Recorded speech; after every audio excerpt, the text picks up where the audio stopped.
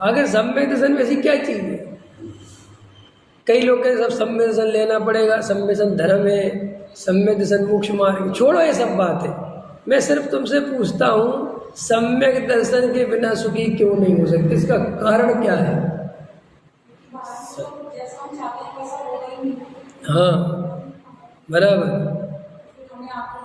आकुलता लगी रहेगी। बहुत अच्छा है।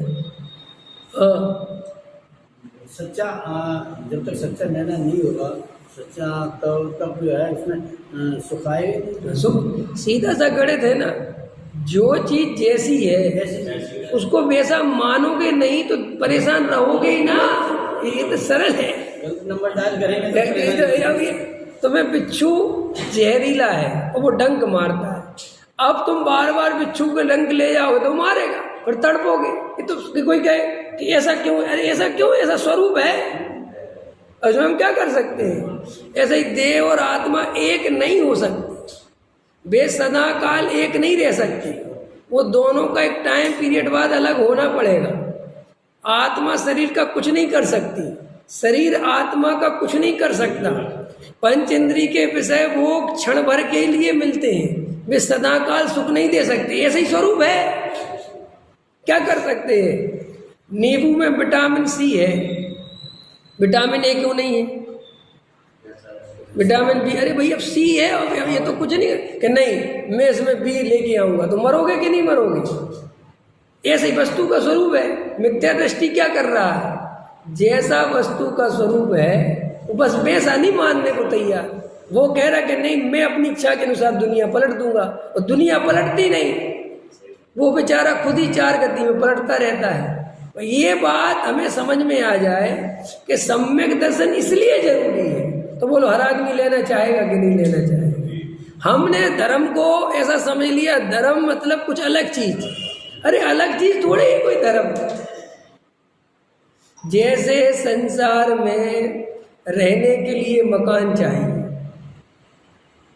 भोजन चाहिए, कपड़े चाहिए, घर गृहस्थी चाहिए, व्यवस्था चाहिए ना संसार में रहने के लिए, मनुष्य पर्याय में रहना चाहिए ना, सब चाहिए।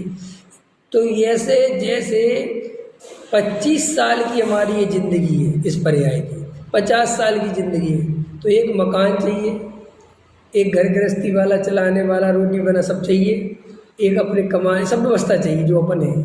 लेकिन ये कितने साल की व्यवस्था है?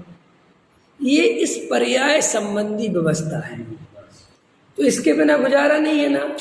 ऐसे ही आत्मा त्रिकाली है, आत्मा शाश्वत है, वो सदा काल रहेगा।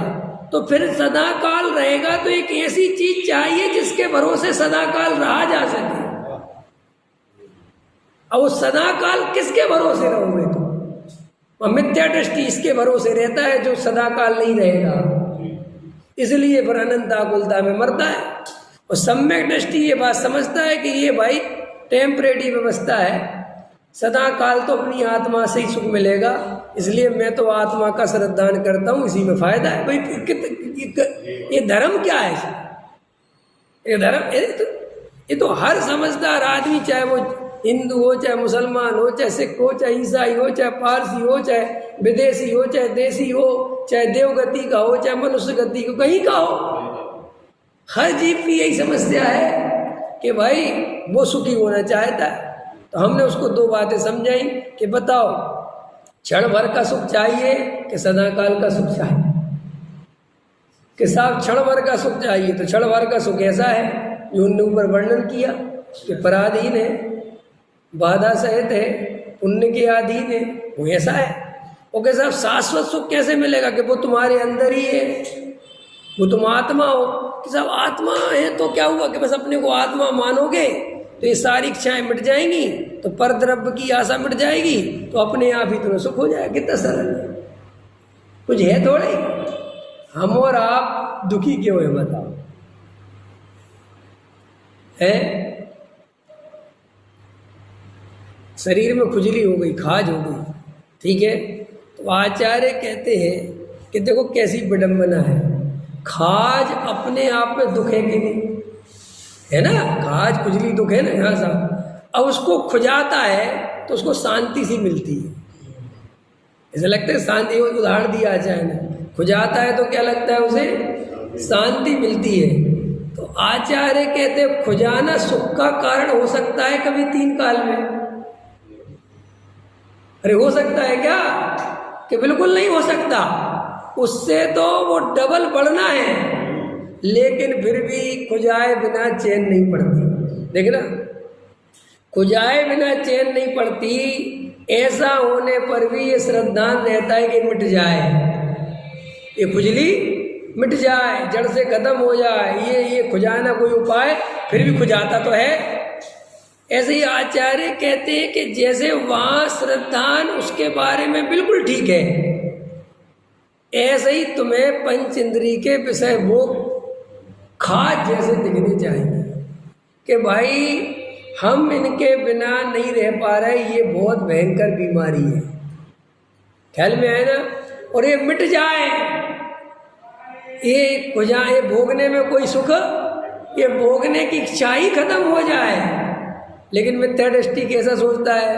भोगने की इच्छा खत्म हो जाए ऐसा नहीं सोचता, और अच्छे अच्छे भोगने को सामग्री मिल जाए ये सोचता है। ख्याल में आए ना? बताओ, अच्छा उस व्यक्ति पे हंसी आएगी तुम्हें कि नहीं, कि जिसको खाज खुजली हो और वो कहे और अच्छा साधन बताओ खुजाने का है? तो तुम एक काम करो, बढ़िया जो है चाकू ले आओ, तेज धार को उससे खुजाओ। ऐसा कोई सोचेगा? कहेगा नहीं, ऐसे कैसे, पागल थोड़े ही, उससे तुम्हारा पूरे स्किन ही कट जाएगी। ऐसे ही आचार्य कहते कि जब विषय भोगों में ये नहीं सोचता कि इच्छा मिट जाए, ऐसा सोचता और अच्छे मिल जाए, और अच्छे मिल जाए, और अच्छे मिल जाए। लेकिन आपको ये नहीं पता, बाहर में जितने ज़्यादा विषय भोग मिलेंगे उससे कभी सुख नहीं मिलता, उससे आकुलता बढ़ती है। कि साहब ये कैसे माने? कि लोक में देखो तुम, जिसके पास ज़्यादा सामग्री है, जिसके पास ज़्यादा अनुकूलता है, वो ज़्यादा दुखी है। बिल्कुल आकुलता ज़्यादा, भले ही तुम उसे आकुलता नहीं मानते, ये अलग बात है, मिथ्या दर्शन है ना। देखो अभी अपन सीधा गणित बताते हैं, हम जितने शांति से तत्व ज्ञान सुन रहे हैं, स्वाध्याय और जितने शांति से घर चले जाएंगे, बैठेंगे, कोई चिंता नहीं, इतनी शांति से मोदी जी बैठ सकते हैं, तुम्हारा आधा घंटा का भजन सुन सकते हैं। और अगर चलो बैठ भी गए कारण बस, तो वो उसका चित्त चलायमान रहेगा कि नहीं रहेगा? तो सामग्री उसके पास ज़्यादा है कि तुम्हारे पास? उसका कितना बड़ा घर है जिस घर में वो रहता है, समझ गए ना? तो जितना बड़ा घर है, जितनी बड़ी उसकी वो है, उस तरफ उसकी दृष्टि भी नहीं जाती। ये तो तुम्हारी जाती है। कहो भी मोदी से पूछो तुम कि तुमने अपना घर 7 साल में कितने बार पूरा देखा, तो वो 7 बार भी नहीं देखा होगा उसने।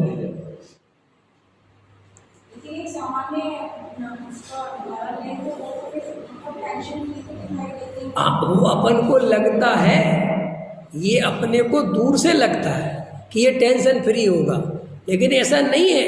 देखो आप पहले टेंशन का स्वरूप समझो, अपन टेंशन का स्वरूप नहीं समझते। हर आदमी को ऐसा लगता है कि मेरी टेंशन बड़ी है,